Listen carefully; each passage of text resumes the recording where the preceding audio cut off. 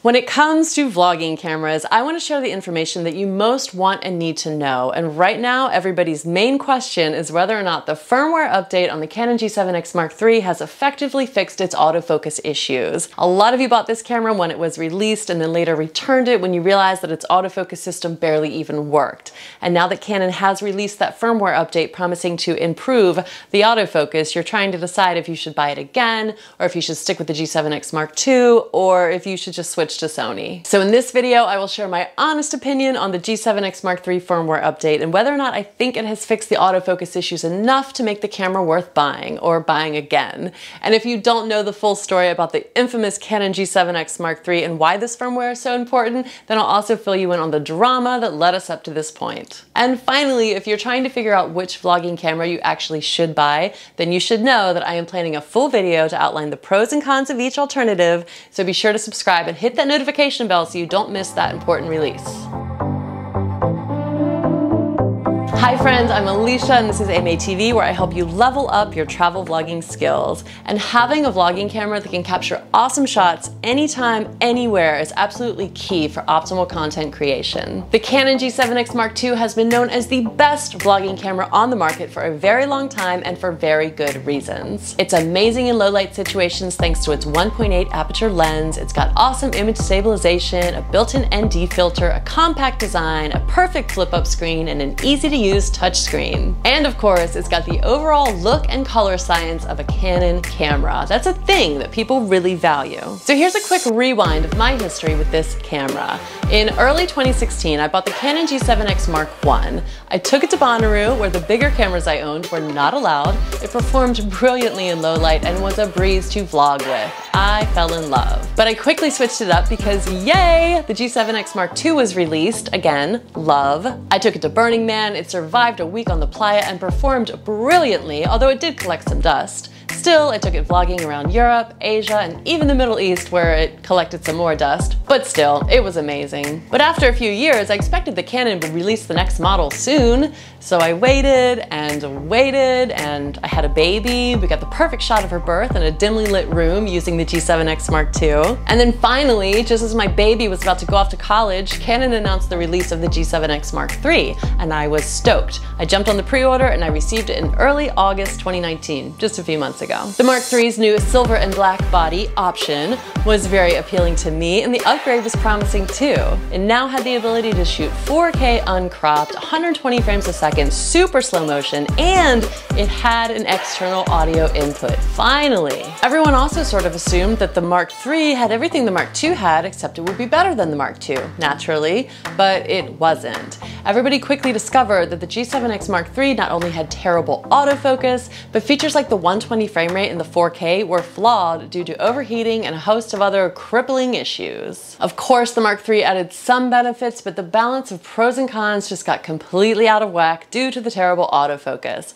Nothing else matters when the autofocus doesn't work. Now, the autofocus on the Mark II wasn't great. It wasn't Canon's famous dual pixel autofocus, but it was good enough. And for some reason, the Mark III's autofocus was not only worse, but it was completely different. It wasn't your classic autofocus look. Instead, it was this fuzzy, like this weird constant fuzzing in and out of your face. Just fuzz. It just looked like a cheap camera. And the kicker that many review videos don't even mention is that all the old tricks for getting the G7x Mark II to focus, like setting up Face ID or just tapping on the screen to knock it into focus, seem to completely not work on the Mark III. And this is what drove me nuts. It would like fake focus and the box would hop around on the screen as you tapped it, or the box would lock in on your face, but it wasn't actually focusing. It was just kind of fuzzing. Just constant fuzzing. So the first review vlog I made for the Canon G7x Mark III was supposed to be a beautiful display of its abilities, but it ended up being a day spent discovering these issues and reluctantly sharing my disappointed opinion on the camera with the camera as it fuzzed in and out of my face. But I was determined to find workarounds, so I dug deep into potential solutions and created this video showing you a few lengthy hacks to more accurately guarantee that a shot is in focus. So there is a way, it's just way tricky. I highly recommend this video if you do own the G7X Mark III and can't return it at this point, because it's really good stuff to learn. I mean, you've got to get that focus one way or another. But because I am a consumer just like you, I am not a camera review channel. I simply show the techniques that I use on the cameras that I love. So I returned this camera because I do not love it and I was not able to use it. Then Canon finally started to respond to social media complaints about the autofocus, including mine, and assured the public that a firmware update would soon be released to improve the autofocus. And many people asked me if I thought the firmware update would really fix it. My instincts said no, so my answer was no. I'm such a scientist. You see, there is some mysterious reason that Canon allowed this autofocus to be worse than on the Mark II. And if they could simply fix it in a firmware update a mere 3 months after the camera was released, when they took 3 years to even make this camera, then they would have fixed it before it was released, don't you think? But still, everyone waited, hopeful, myself included, and finally on October 24th, 2019, the firmware update was released. But rather than having to buy and return the camera yet again, this time I wanted to be completely sure that the firmware update had really fixed the issues. Hi. You filming? I am.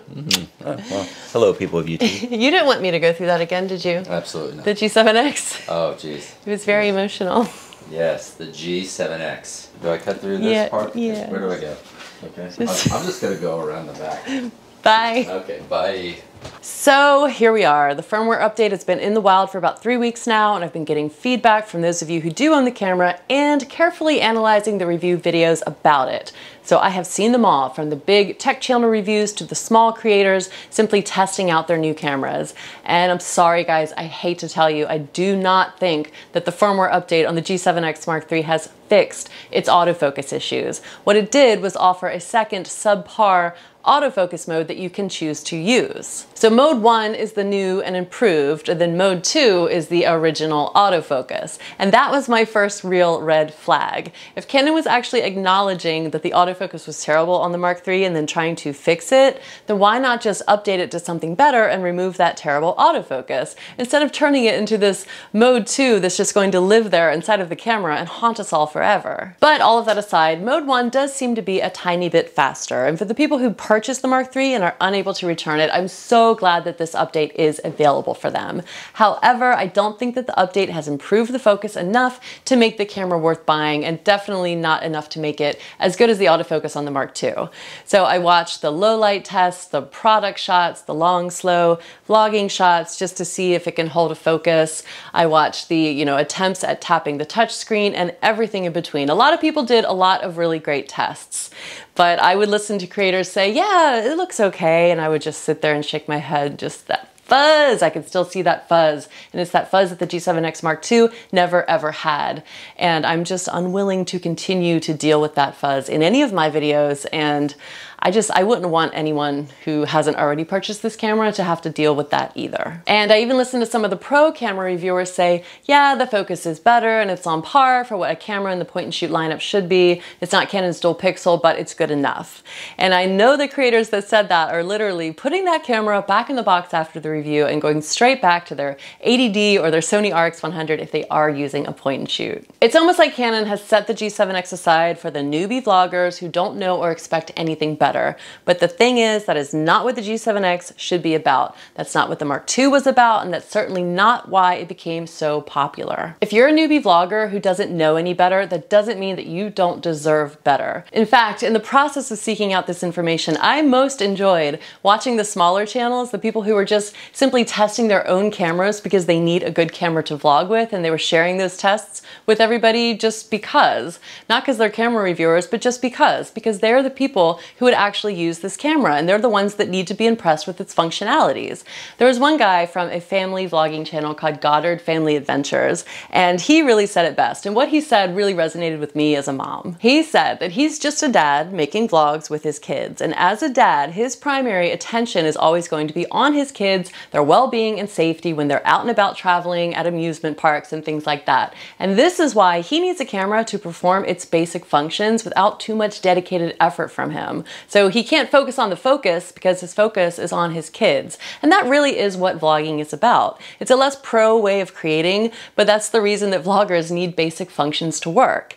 And I think of travel vlogging especially as a wild environment where you can't control what's going on around you, or the way people are moving, or even the way that you are moving. You're not on set, you're not able to direct anybody to stand within a certain focal distance all the time, especially kids. Oh my gosh, they're like wild bulls. They just charge at the camera and then they sprint away. And for those of you who don't know, it is that back and forward motion that's going to challenge the camera's focus the most, not the side to side, because focus is based on distance. So that's why, you know, those hold up the hand, show you the product shots are going to be most challenging. And this is the Canon M50, so it's got the dual pixel autofocus.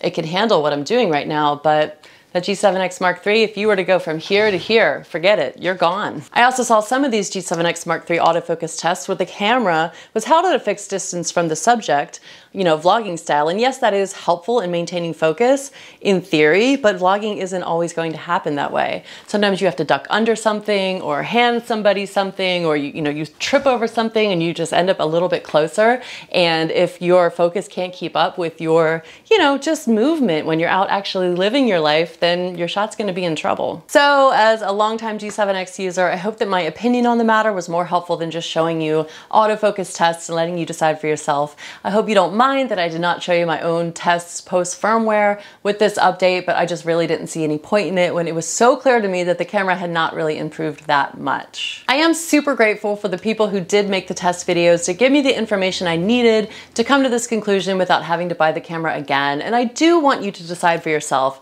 So I will link up a bunch of camera test videos that people have done after the G7X Mark III firmware update, including the Goddard family and others. And now, because the holidays are approaching, I know a lot of you are still like, wait, then what? What should I use as a vlogging camera? And honestly, I don't have the perfect answer for you because the perfect vlogging camera still does not exist in my opinion, but I am in the research process yet again, and this time I'm really trying to think outside the box about what is the best option for travel vlogging. And like I said, I'm planning to release that full video before the holidays detailing all of your options. I did include some links to alternative options that I know about right now as vlogging cameras for you to explore. So check those out in the description below, and be sure to subscribe and hit that notification bell if you haven't already so you don't miss out when the video is released, where hopefully I will be able to actually recommend the best vlogging camera for 2020. All right guys, I hope that was helpful. Thank you for watching. Leave me a comment in the description below if you have any thoughts on the G7X Mark III